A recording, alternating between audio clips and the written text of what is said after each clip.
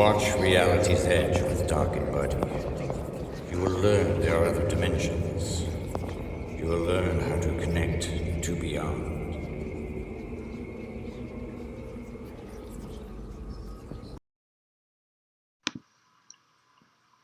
On Reality's Edge with Doc and Buddy, we are not afraid to explore the fringes of known science, to step boldly into the darkness, and even examine the worlds of extraterrestrial civilizations.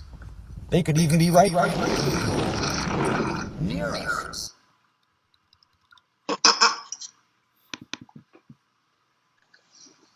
This Valentine's Day, on Reality's Edge with Doc and Buddy, we are going to have a little surprise for you. You'll see. Oh, yeah. I don't know what that is. All right. Hey, let's see. Are you there, Buddy? I'm here, Doc. It's great. We can see you great. Sleuth says she feels like she's on hold for customer service. Well, kind of gives that feel, doesn't it? Kind of gives that feel. Well, we're here live. Welcome back, everyone, to another spontaneous edition of Reality's Edge with Doc and Buddy. Buddy, we're glad to have you with us today. We're actually both in the city. Can you believe it? We're both here in New York. New York. We're here in New York, as we say. Yeah. All of that entails, which is basically everything. I mean, this is that, wow. It has everything and anything you can imagine within 30 minutes, from drag queen Chinese restaurants, KGB bar where the KGB used to exchange messages in the subway, an actual subway bar. So it's a cool city. Yeah, you're going to take me to the transvestite Chinese place, aren't you? Yes, I believe it's called Lucky Chang's. I might get lucky, you're saying, huh? I remember going there, and there was a guy on stage who was dressed half as a woman and the other half as a man, but you didn't know about the man. Just came out sideways, and he's like, it's too funny. And then also your wait staff. So yeah, that sounds like quite an adventure. Wow. Well, Buddy, there is a lot going on in our world. There is. The Reality's Edge world of us and our listeners. It just doesn't stop. It just keeps getting better. It's building to a crescendo. I can't imagine how this is all going to play out, but it's definitely building. It is. What's wonderful to see, really, for the first time, is all the science coming out. And corroborative science of a lot of our thoughts and feelings, from everything from consciousness to metamaterials to the likelihood of extraterrestrial life in the universe. I mean, all of these pieces are coming together, and we're finally getting a lot of scientific, not quite yet complete validation, but obvious interest. Yeah, absolutely. I don't know. Did you see that interview with Thomas Winterton? No. He's the manager of Skinwalker Ranch. I believe that's his name. Hey, Buddy, did we lose you? We lost the Budster, guys. Hey, we're going to have to do something about this. Hold on a second. The Budster, where did he go? We're calling him back. See, there you go. The secret government cut him off.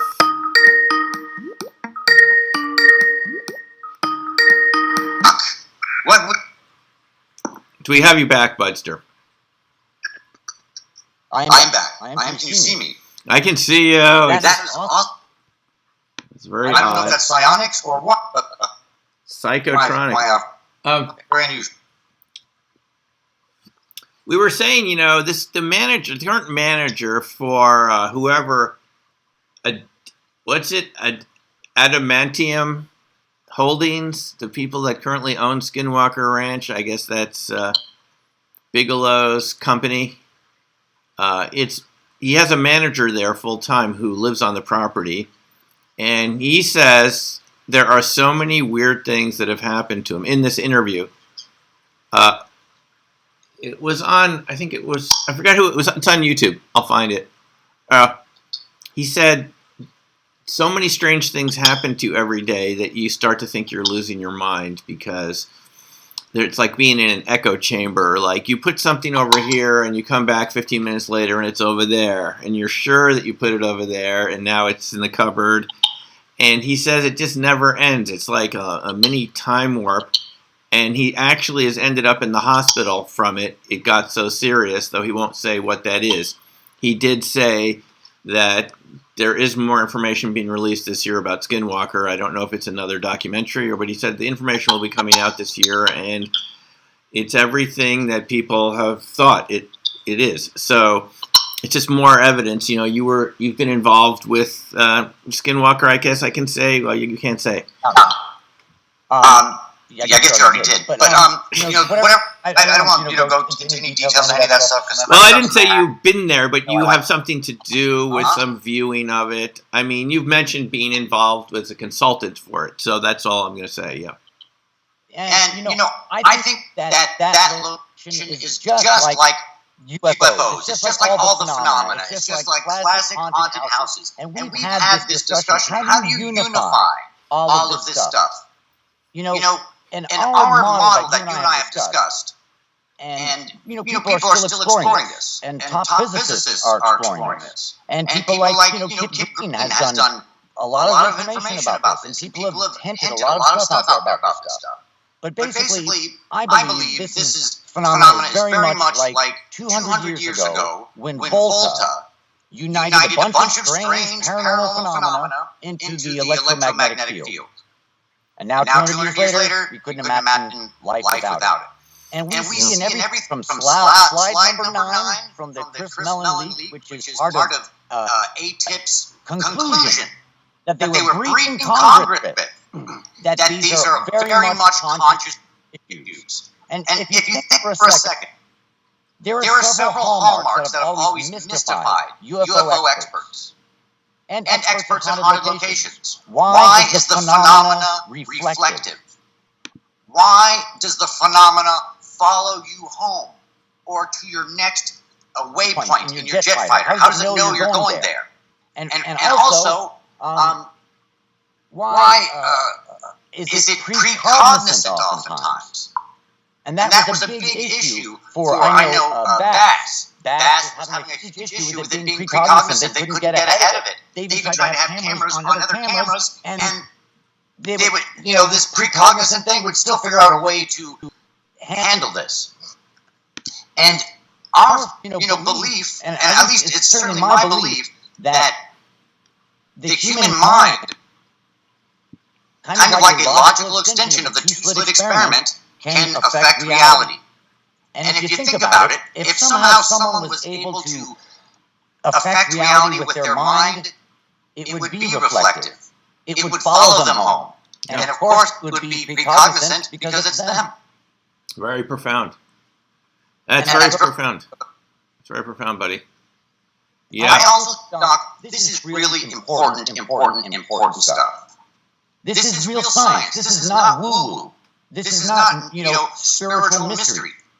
This is physics. Yeah. No, it is physics, and I am happy to say that we're getting more and more discussion about possibilities of multiverse, alternative interpretations of Copenhagen, and what is really, look, there's a conversation we should have been having for the past 100 years that we didn't have because, for better or worse, World War II intervened and they stopped any theoretical discussions of physics. It just became make more bombs, make them bigger, make them faster, and that was it. Don't, shut up and calculate.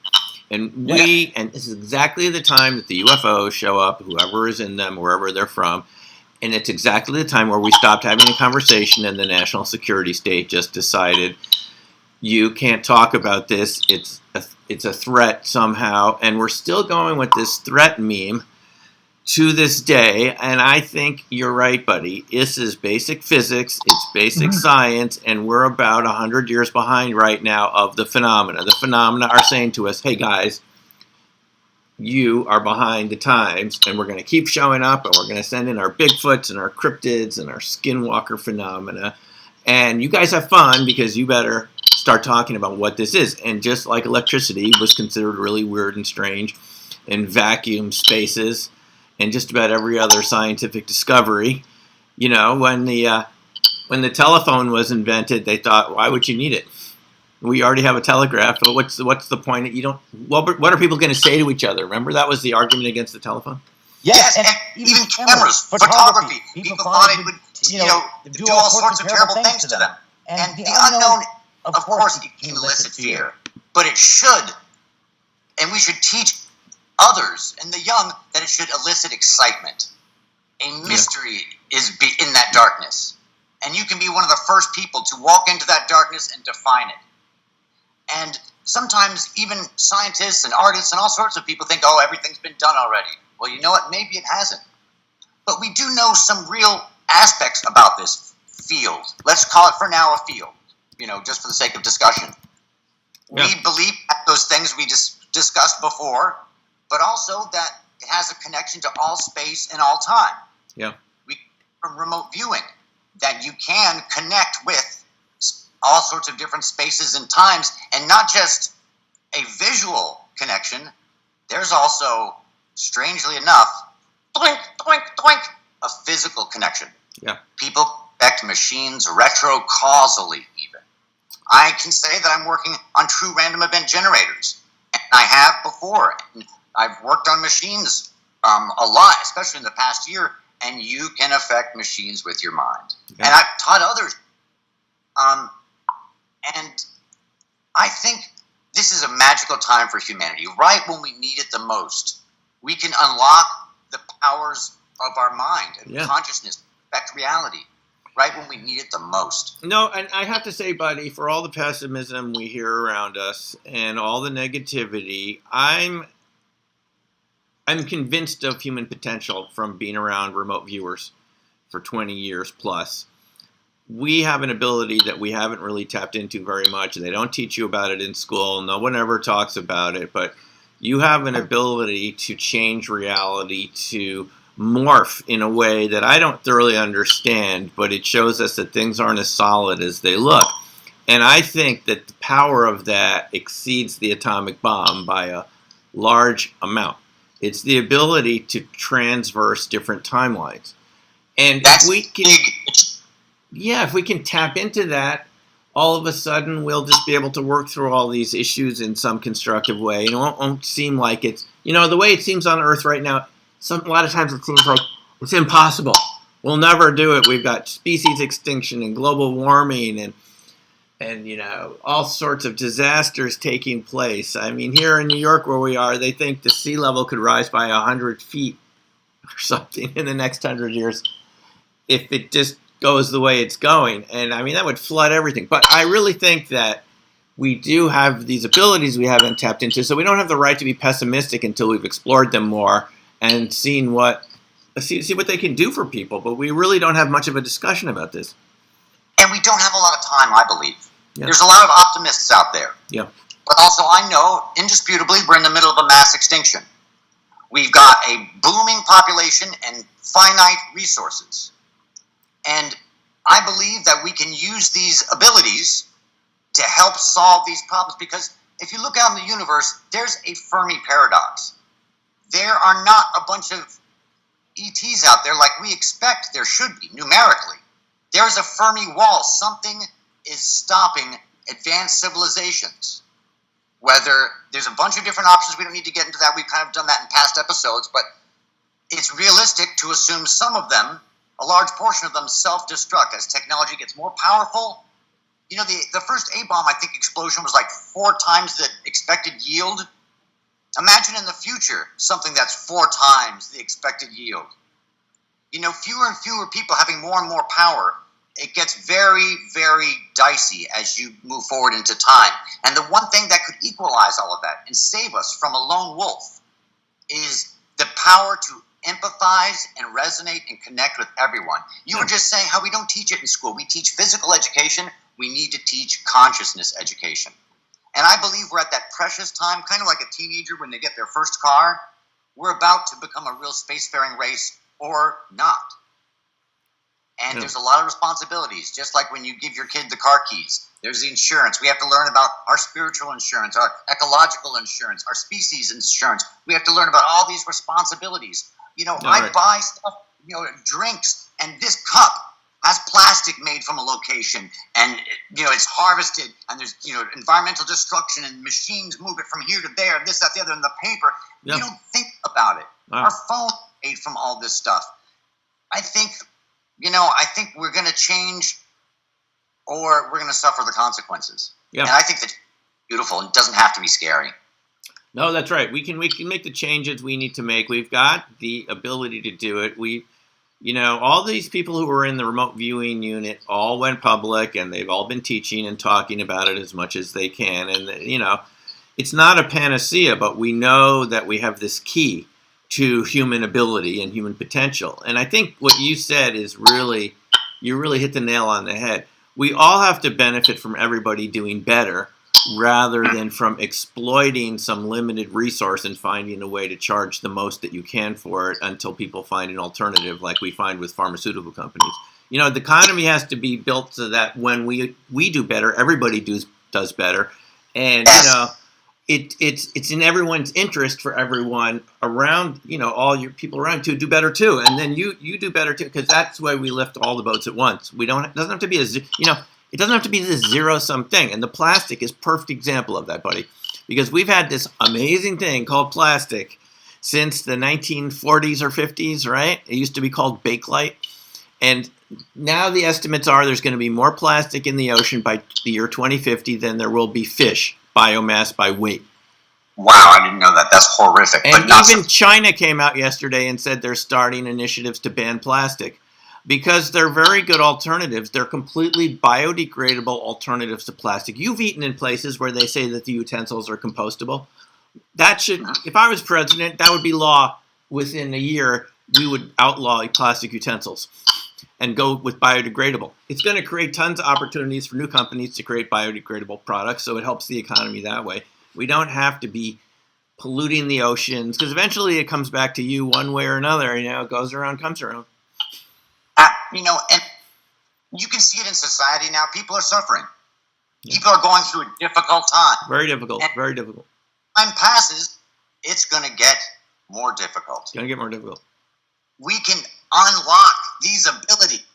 We know empath, remote viewers. We know people who are just loving, great people. There's this woman named Diane H. I'll just call her Diane H., who I adore. And she always has such a great positive spirit and sends me great videos and is just a loving, empathic person. And then there's other people we all know who are selfish people and only care about themselves. And, society's going to have to do some reflecting or suffer the consequences. We are at a critical point, though, with the governments. These craft have crashed all over the world.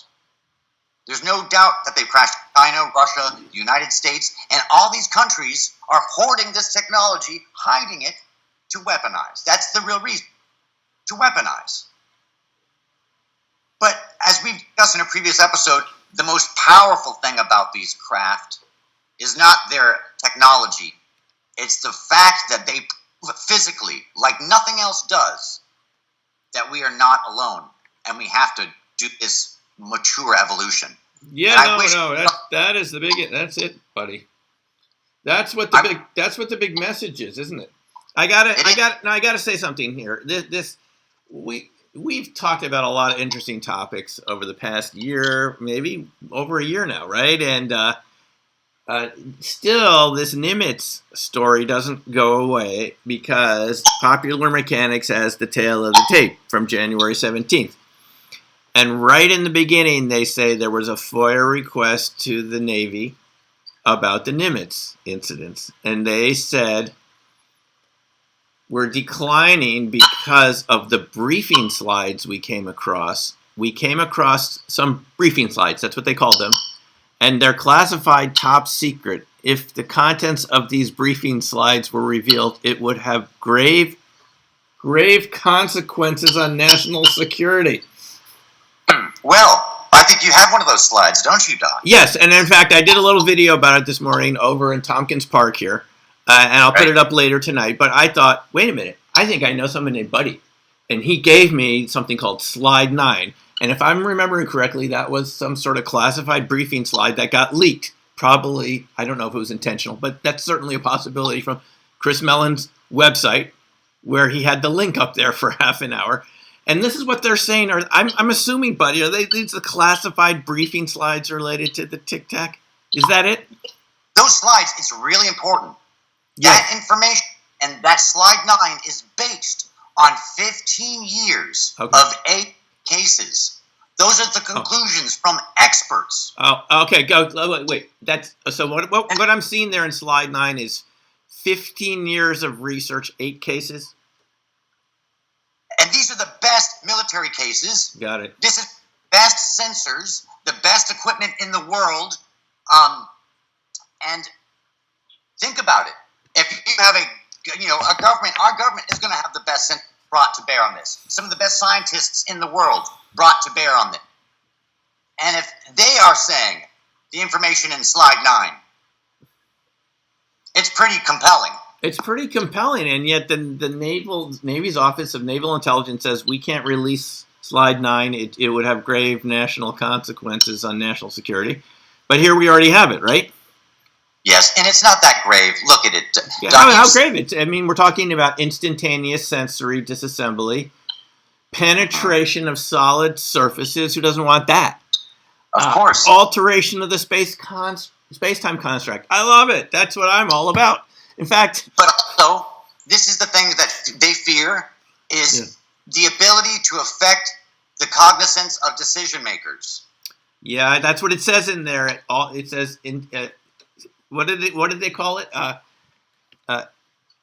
Psychotronic interference. If I'm not mistaken. These are all abilities of consciousness. And there you got it, bud. Unique cognitive human interface experiences. What in the world is that military jargon for? Unique cognitive human interface experiences. And we shouldn't be scared of these things, Doc. It's us. Yeah. Us. It's us. We can do this. We have these abilities. Yeah. I have proven in laboratories that we can do automatic sensory disassembly. Other people have proved in laboratories. Ingo has. I mean, it goes back through history. Ted Owens commanded lightning bolts at locations.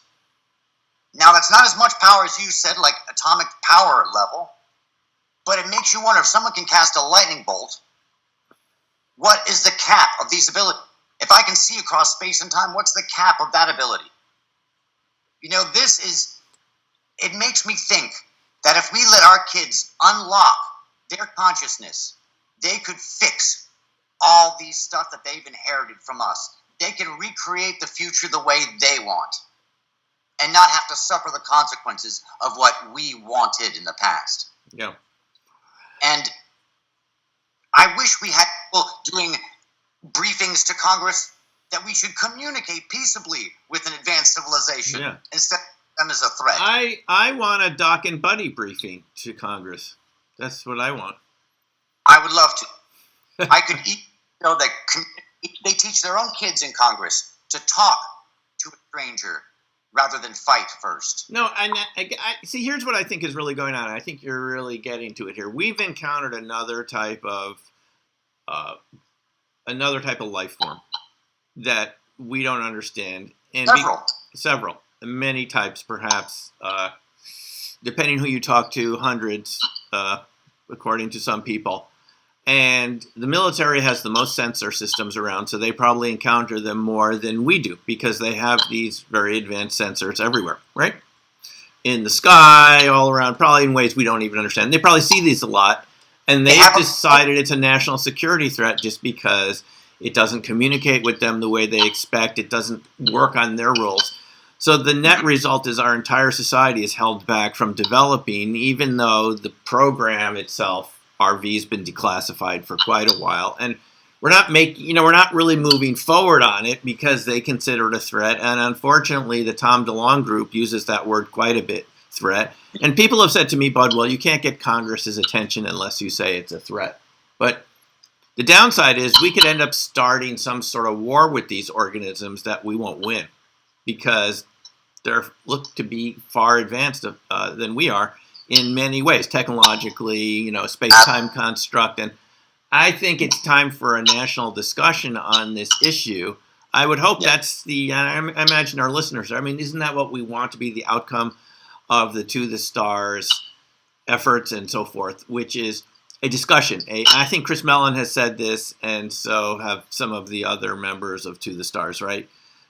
Luis Elizondo. Can we just have an adult discussion on the subject? Now, if our side is wrong, that the evidence doesn't show it's extraterrestrial or something, I'm fine with that, but just bring the evidence out so we can all see it instead of saying that it's stars, planets, and satellites.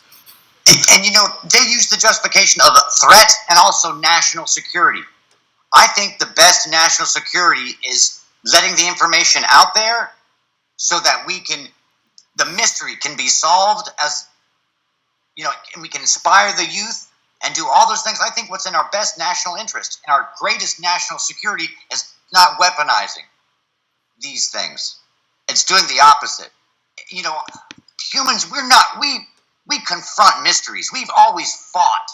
We've confronted giant creatures. We used to hunt woolly mammoths and saber-toothed tigers. Imagine that, with just spears. The human spirit is incredible. Incredible. It's almost indomitable. I know. You couldn't imagine fighting a saber-toothed tiger with spears nowadays, but they did. They weren't afraid. And maybe they had a little bit extra mojo back then because they didn't self-constrain themselves. This is really important. This stuff is so important. I think our biosphere's entire survival, our civilization's entire survival depends on this issue. Yeah. And there's a way to get around all this, though. I think you can't turn to big corporate guys and say, hey, you got to care about aliens, you care about the planet and the environment. They don't think like that. But if we can do the math and we can prove that this is a field and this is that, and we can do the science to it, they can't dispute that. Empathy then becomes powerful. Yeah. Empathy, as we've spoken about before, is resonance. Yeah. And resonance is the ability to transfer energy across fields. Incredible energy, surprising amount of energy. And we can teach our kids empathy, we can teach ourselves empathy, and those people that we think are bastards who don't care about the environments or profiteers or whatever, they will realize, oh my gosh, the average person has tremendous power. No, it is true, and we've seen it so many times. You've seen it, I've seen it. It's something that we all have, and I think, buddy, there's no way to to put that cat back in the bag, so to speak.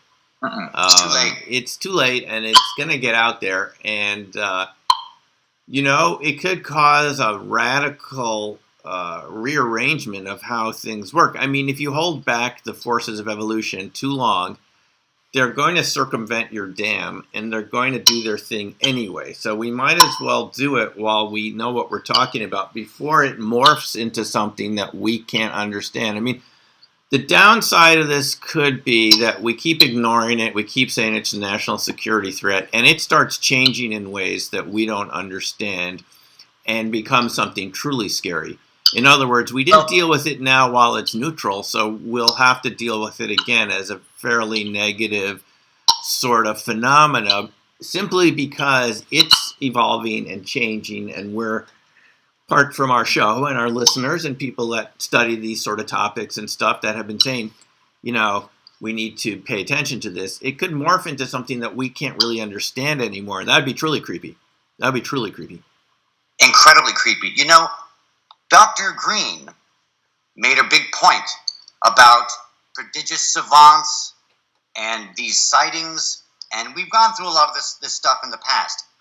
If this stuff, some of it is creations of the mind, if the mind has the ability to do far more than we ever thought, and we keep trying to hide it and suppress it and hide it and suppress it, just what you said, it's going to leak out. And it's going to come out in ways they don't want to see.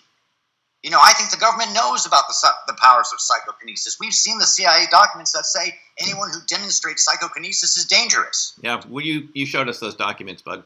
Yeah. And it's not dangerous. It's like anyone who can run is dangerous. It's a natural ability. It's another one of our senses. Yeah. It feels. that we can have a little bit of a relation with. Some maybe more than others. Doc, this is exciting, but it's also scary, and it's also really freaking important. Yeah, I mean, you just don't know really what's going to happen next. And this phenomena is always surprising. It's kind of morphological. It's always kind of changing its form. It's been presenting itself as flying discs, flying saucers, and now we know our military has encountered it. And still we're being told, well, it's we're not releasing the information because it has national security implications. So, by the way, a sleuth wants me to say hi to Teresa, who's new on the channel. Hi, Teresa. Welcome to Reality's Edge. Glad to have you here today. I do have to say, I'm going to be at, just a little announcement, I'm going to be at Contact in the Desert in May, June of this year. And I noticed that all of the guys from Nimitz, Princeton are going to be there too. I'm really excited about they're going to be back. Kevin and Jason Turner, PJ Hughes, and Gary Voorhees are going to be there.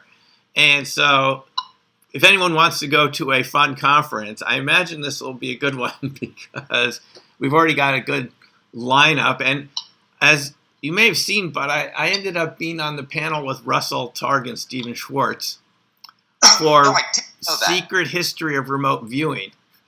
And I can tell you, I do know some secrets about the remote. And I know you do. So you can come and heckle us at the panel.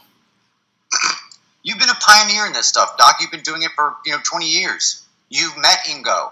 You've touched. Ingo's brought messages through you to me, to others, and this is exciting. It's also a little debilitating. But those who are listening, who want to be a part of it, you can be a part of it with your positive consciousness. It affects the universe. But also, if you're a scientist, let's come up with ways to let's pin down this science. Let's make the scary a formula. Yeah, and let's stop being subnormal. Yes, Ingo. Stop being subnormal. You and I are normal, Doc. Yeah, everyone is. This is something. So, but have you been working on any interesting projects that you can tell us about? I can. I am working on 4 different things. Like one project series of TREG experiments with a well-known great scientist. One thing I can't really talk about. Another is a series of PK experiments with a member of, I guess, one of the aviary. I'll give a hint, it's a colonel. I see. And also a doctor. Don't say it, please. And the other thing is, I'm also doing some experiments with Kickadoo from Twitter, who's a super guy. We did the amazing remote viewing results of a new method I was working on, which is based on sensory forms and fundamental textures and shapes. And we had stunning results. And now we're moving on to electromagnetic field detection stuff and some PK experiments. So I'm in 4 different areas. And it is so freaking exciting. I love it. I love it. I love it. I don't get remunerated from any of these yet. One of them I might be getting a salary from, but it's the most rewarding stuff I've ever done in my life, aside from the healing stuff to be involved with. And that's part of a group. We have Super Sleuth and incredible healers. And this stuff, Doc, it's you've seen it, Doc. It's all real, gang.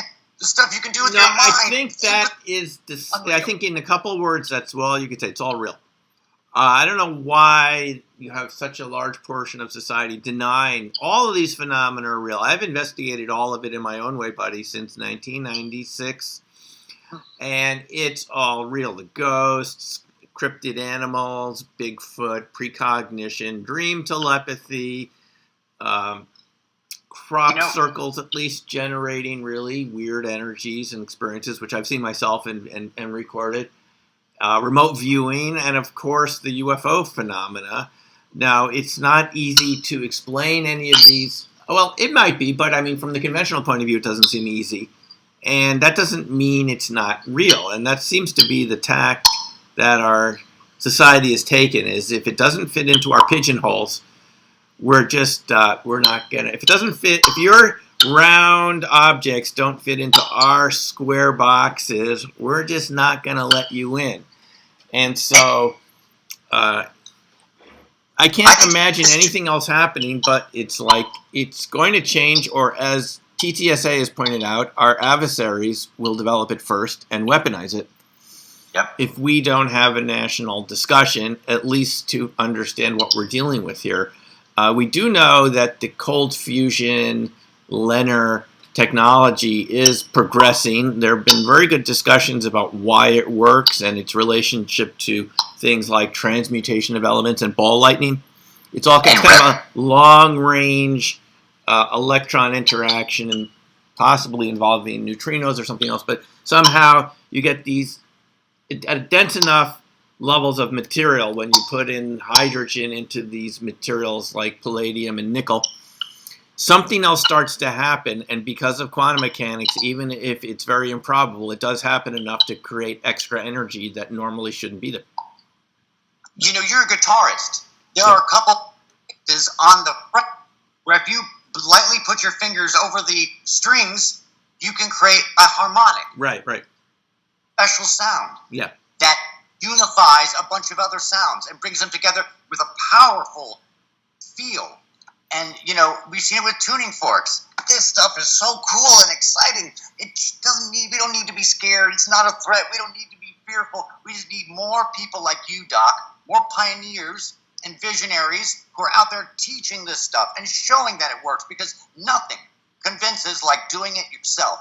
I've been doing this for a long time, and every single time I'm flabbergasted still. I'm excited like a kid.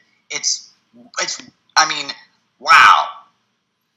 No, it is really something. And so here's the thing, folks. Everyone should try this out for themselves in the way that they find the most interesting. There's just a lot of ways to tap into what this field is, this energy field. And I think it can manifest itself as LENR. I think it can manifest itself as RV, as telepathy, PK, all that good stuff. And it is really something it's a type of resonance, as you're pointing out. It's related to harmonics. It's related to music. There are a lot of expressions of it. You know, buddy, when I do play guitar, when I play music, totally engrossed in it, you know, it totally encompasses all of your attention in a beautiful way. You feel like you're in this beautiful flow. But that is the same principle that makes all these other systems work. It just, the universe has a lot of ways to manifest itself for different scientific principles. It could be through music. It could be through telepathy or PK. You know, the guy that discovered all this way before quantum mechanics, Ernst Chladni, who, you know, I talked about on the History Channel show, and, you know, someone who's really worth looking into, was a musician, and he also was a physicist. He was a physicist-musician that created what we call cymatics, and he saw that you get very stable, stationary waveforms when you put the sand on the plates. Yes, basically, stunning. Energy creates matter, matter creates energy. And this is such an important point. You know, in the Western world, we've been accustomed, because of science and classifying and definitions, you know, that if we can't peg something into a hole, we should fear it. It's a mystery. But in a lot of Eastern cultures, things can be in superposition. It's okay to have mysteries. Mysteries are beautiful. You know, there are countries that have embraced these topics already at an official governmental level. In South America, there's several of them. You know, we don't have to hold ourselves back anymore. We don't have to hold ourselves back anymore. No, and I'm looking forward to perhaps our next president will be open to these subjects and say, hey, let's get some sort of organization going and investigate them. And just like we do for anything, let's get our best minds together and investigate all these topics and see what the evidence shows, to have a real, you know, open discussion, open debate. Yes. All of these topics. I mean, we're talking about potential energy sources there. Wouldn't it be nice to be completely energy sufficient, self-sufficient as a country, to not to rely on the Mideast with all its political instabilities and some really strange countries over there. If you had Yeah. nothing to do with them, you would not need their oil, and you could be self-sufficient. You wouldn't have to cater to these kind of right-wing interests, which in the United States we don't even profess to have those values, and yet over there we support them. It's strange. It's very strange. We don't support religious fundamentalism here, but we seem to support it in the Mideast. So, It's yeah. almost makes you think that it's impossible. There's too many different types of people. But if you get the right leverage, if you can do a formula, if any of you out there are doing research into this stuff, I will help. I want to help any research effort. I'd gladly help any research effort. But if you're a mathematician, throw your mind behind this notion. Think if there was a field, could that be like? What are some experiments we could try? If someone can demonstrate some of these abilities, what are some experiments you could try that might at least get a piece of that puzzle, like Volta did? And I think that's going to be one of the biggest ways to transition. We're not going to convince the world just by words. No. We're going to have to show them some stuff. Because, especially modern society, we really take the word of scientists and science very seriously. And, religion used to teach us faith, and now we have a lot of faith in science. But I think we can have both. I believe in God and science. So I just want to say, I'm just so thankful. I'm thankful to be here. I'm thankful to know what we know. I'm thankful to be involved in the projects that I am, and all of us, we're so lucky to be alive now. Yeah. And you can do something about this, gang. You can be a part of the solution. Yeah, and we have an amazing ability to communicate now just like this in ways that didn't exist before. And I really see it going in a very interesting direction. I mean, I just take a look at all of the literature available, the videos that you can educate yourself. You really don't need to go to college anymore. You can get an entire education on YouTube if you don't watch junky stuff, You can learn a lot, and it's really almost free at this point. And it seems to me we're going in a very exciting direction. But there's like two forces here. There's one where it's really accelerating, where we're discussing it like we are here, and we have conferences. And then there seems to be this sort of other element that wants it to stay the same. And I'm not going to say reactionary. That's the way communists would talk about their opponents. So it's reactionary. It's not reactionary. It just doesn't want to engage in the discussion. And I don't see how you can't talk about these topics. I mean, there's so much evidence for it. For people that are, I covered the drone issue out in Colorado, Nebraska. Then we had the articles come out about a week after I was there saying it was misidentifications. Nobody saw nothing. It was just stars and planets. It's mass hysteria. It's called social contagion. It's this thing, and it's a real phenomenon. People can get excited, and other people get excited, and all of a sudden, it's just a self-generated process. But look, you had days and days of sightings of groups of 6 to 10 drones, 6 feet in diameter or bigger, by very qualified witnesses, people that are out there all night called sheriff's deputies. And these people don't just make stuff up. They're out. It's their job to protect their counties, the public there. And to come out and say, I couldn't see, this is how distorted it is, buddy. You had this article on MSN.com said, was it really just nothing? Was it just mass hysteria? That is just so fictitious. You're ignoring hundreds of witnesses. I spoke to some of them. People really have seen blinking lights low down over their homes and over the area, hovering for an hour or two. And it's kind of weird because no one, to this day, there's an article about it just yesterday in the Observer.com. Nobody knows exactly. The state of Colorado has said we're not going to be investigating it anymore. We don't think it's a threat. But no one's really said what it is. So I think the state of Colorado saying that is the real tilt of the hand, that this is the black secret government project. Yeah. I think that's what they're. It is. I think this is. It's got to be, buddy, because it has all the hallmarks of some sort of black budget project. Now, look, these things are not inherently evil or bad. They could have some real purpose, and we just simply don't know what it is. I'm open to that possibility. But for the newspapers to come out and say it's hallucination. They've been doing this for 70 years, guys, and I made fun of it by saying perhaps it was plover. The same Yes. plover that we're seeing in the Lubbock lights. They said, and here they are, 50 years later, the plover have shown up again. I mean, the thing is, buddy, the state of the way our media covers these subjects is not very scientific. It's just a bunch of BS. They get some sociologist out there who likes to believe in urban folklore. And this is a part of sociology. I have a PhD in sociology. They explain these things by not looking at the evidence, by looking at urban folklore. Urban folklore does exist. It's not like it doesn't exist, but it doesn't explain instantaneous sensor disassembly. It doesn't explain alteration of the space-time construct and penetration of solid surfaces. That's something real. That's technological. When you just say it's hallucination, you know what that's called? Denial. That is the same sort of denial we've had around child abuse, abuse of women, in my own family history, going back to Nazi Germany when people said it wasn't really happening. And this sort of denial is dangerous because it allows abuse to continue, and where you should have hearings and investigation and handle this in a rational, I can't believe I'm saying this, handle this in a rational way, which is to look at the evidence. I mean, at the end of the day, buddy, there's something that you and I have in common, which is really huge. We like evidence. We like real evidence, right? Real evidence?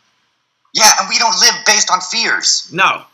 Based on evidence. And Based a sense of curiosity and mystery. Yes. Doc, you really nailed it. This is, it is more dangerous not to address this stuff. Yeah. And, we're going to keep doing our part. We're going to keep doing the darn shows. We're going to do the research. You're going to keep training people that they can do this and stun every single person that hasn't done it before. And we're not going to stop. And, I think the solutions are going to come from within. They're not going to come from the government. They're going to come from the grassroots level. I think so, yeah. I think those of us who are empaths are making contact. And those who want to make contact, who are militarized, have a great deal of difficulty having any constructive contact. Yeah.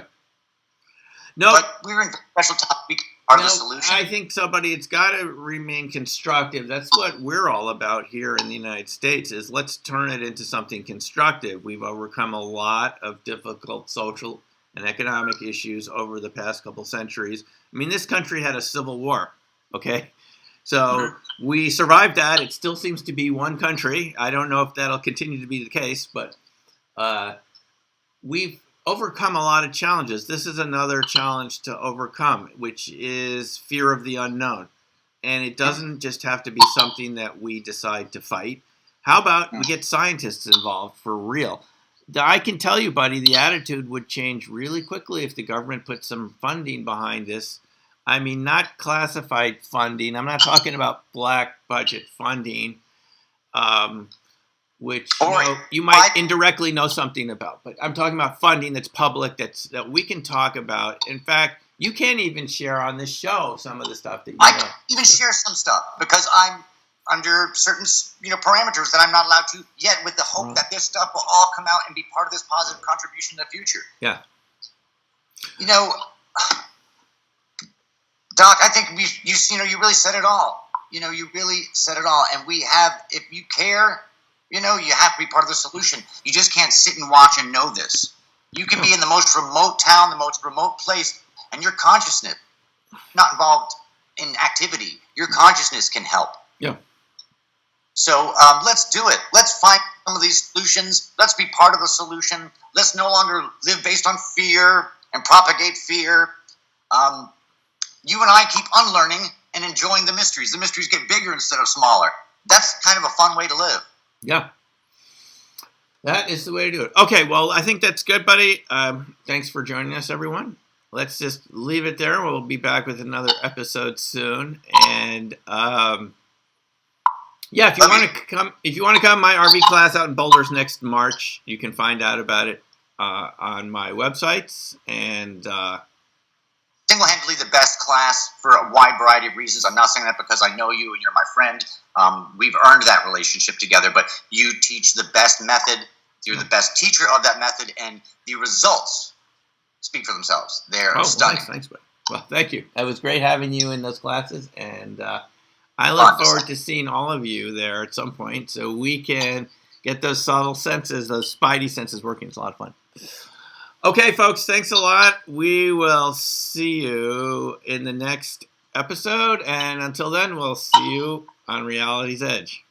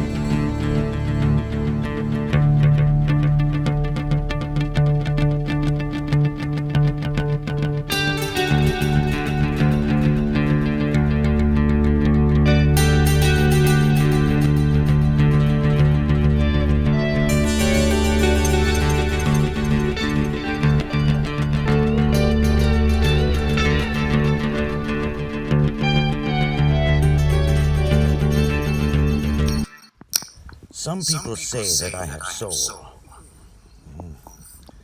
I don't know. There's only one thing I know for sure. If you watch Reality's Edge with Dr. Buddy, you will get ahead. By a foot.